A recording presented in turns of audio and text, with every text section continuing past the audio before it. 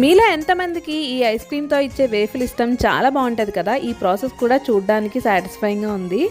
ఈ కొట్లో తమ్ముడు ఫస్ట్ వేఫిల్ హీటర్ బాగా హీట్ అయ్యాక ఆ వేఫిల్ బ్యాటర్ దాని మీద వేసేసాడు. వేసిన వెంటనే ఫుల్గా పొగలు వచ్చేసింది.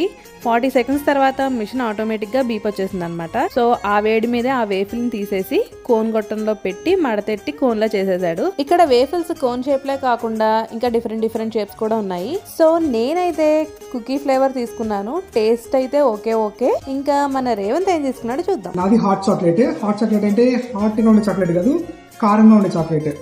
సో ఫస్ట్ టైం కారంగా ఉండే ఐస్ క్రీమ్ తింటున్నాను. సో ఫస్ట్ నోట్లో పెట్టగానే మామూలు ఐస్ క్రీమ్ ఉంటుంది. ఒక 3-4 సెకండ్స్ తర్వాత ఆ చిల్లీ పౌడర్ వేసినట్టు ఒక ఫ్లేవర్, అది ఎలా తెప్పించారో కానీ చాలా బాగుంది. కొంచెం కొత్తగా యూనిక్గా ఉంది. ఐస్ క్రీమ్ కారంగా ఉండడం.